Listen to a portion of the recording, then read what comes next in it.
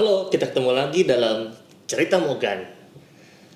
Teman-teman terkasih, dalam Risus belum lama ini ada seorang public figure yang membahas tentang gereja setan. Lalu banyak pertanyaan-pertanyaan yang muncul tentang itu. Lalu ada pertanyaan yang menarik yang sebetulnya sudah saya bahas dalam playlist Membuka Kedok Setan, yaitu tentang perbedaan antara doa pembebasan dan eksorsis itu apa ya Romo menurut gereja Katolik. Nah, teman-teman, khusus hari ini kita akan mendengar pembahasan dari bukunya Romo Yohanes Robini Marianto OP dalam buku yang berjudul Demonologi dan Eksorsisme Perspektif Teologi Katolik. Ini bukunya seperti ini. Anda bisa membelinya nanti. Ini buku yang baik. Dan menurut saya hari ini menjadi sesuatu yang baik juga untuk Anda mendengar bahwa buku ini itu sudah ada nil obstat dan juga imprimatur. Maka boleh Anda baca dengan baik.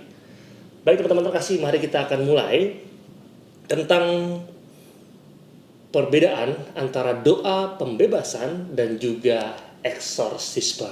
Nah, teman-teman, setidaknya itu ada dua perbedaan. Pertama, doa pembebasan, deliverance prayer, merupakan doa pengusiran setan. Jika dipanjatkan dengan penuh keyakinan akan didengarkan dan dikabulkan oleh Tuhan. Iman kepada Tuhan Yesus Kristus yang bangkit dan jaya mengalahkan kekuatan setan merupakan dasar dari doa pembebasan ini. Dan secara teologis, doa yang bersumber dari iman orang terbaptislah yang bisa mengusir si jahat. Dalam arti tertentu, inilah pelaksanaan imamat umum kaum beriman kita. Siapapun boleh berdoa untuk mengusir setan. Lalu kalau pertanyaannya ditambahkan lagi, apakah saya sebagai orang boleh berdoa Romo untuk mengusir setan? Jawabannya boleh, dan itu yang menjadi pelaksanaan imamat umum kaum beriman. Eksorsisme, sedangkan eksorsisme adalah tindakan resmi gereja untuk mengusir setan. Dalam eksorsisme tampak dengan jelas janji Tuhan yang mengatakan bahwa alam maut tidak akan menguasainya. Anda bisa membaca dalam Injil Matius 16 ayat 18. Dan dalam eksorsisme, manusia meminta Tuhan menggenapi janjinya untuk mengusir si jahat, mengusir setan. Dan kuasa ini diberikan kepada gereja sebagai institusi. Maka teman-teman terkasih, dengan kata lain, dalam eksorsisme, Kristus sebagai kepala dan seluruh kaum beriman, juga para kudus di surga, mengusir si jahat.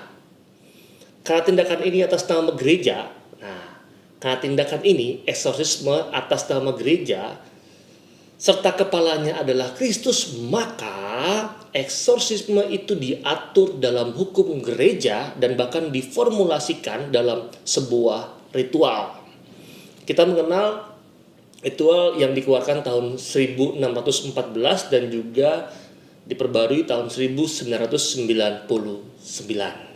Itu perbedaan yang pertama. Dan yang kedua teman-teman, doa pembebasan, deliverance prayer, bisa didoakan siapa saja yang dibaptis. Pelaksanaan imamat umum sakramen baptis yang beriman bahwa yang jahat itu telah dikalahkan.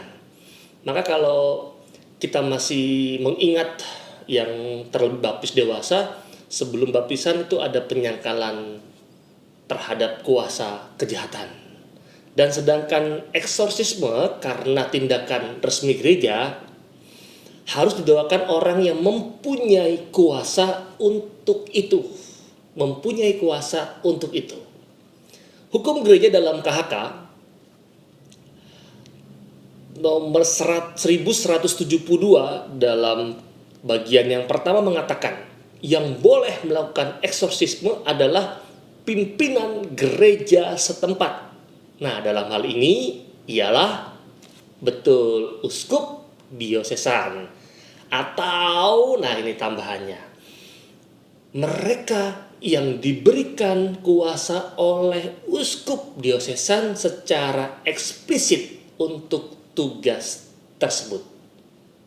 Jadi, wewenang yang pertama itu ya adalah pimpinan gereja setempat yang boleh melakukan eksorsisme, yaitu uskup diosesan, atau tambahannya mereka yang diberi kuasa oleh uskup untuk melakukan tugas tersebut secara eksplisit. Dan pihak yang diberi kuasa oleh uskup diosesan hanyalah imam tertahbis. Itu pun bukan sembarangan, teman-teman yang terkasih.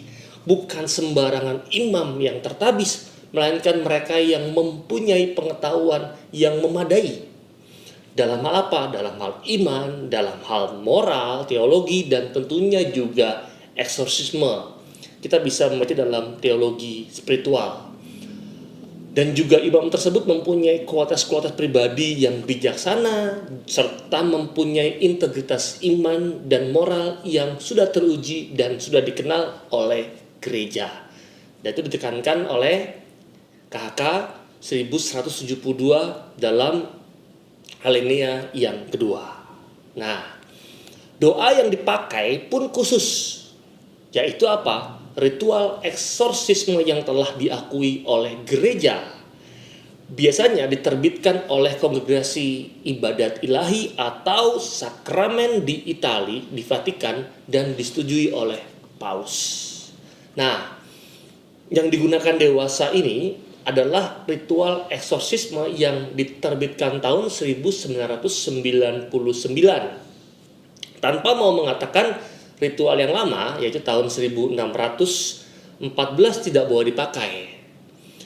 Ritual eksorsisme 1999 merupakan pembaharuan liturgi. Terakhir dilakukan itu setelah Konsili Vatikan yang kedua.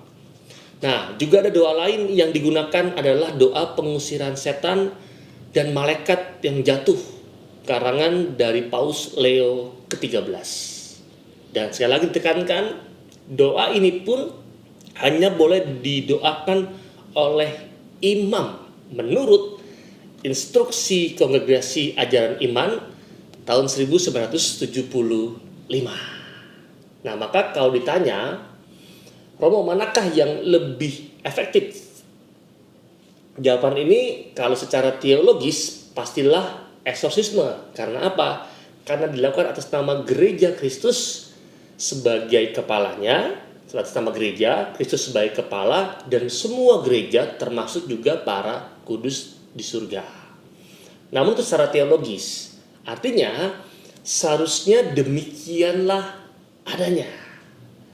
Maka seperti kata Gabriel Amort, seorang eksorsisme Itali, dia mengatakan bahwa dalam uraian bukunya, keberhasilan eksorsisme itu tergantung dari iman seluruh gereja. Artinya apa? Iman seluruh gereja.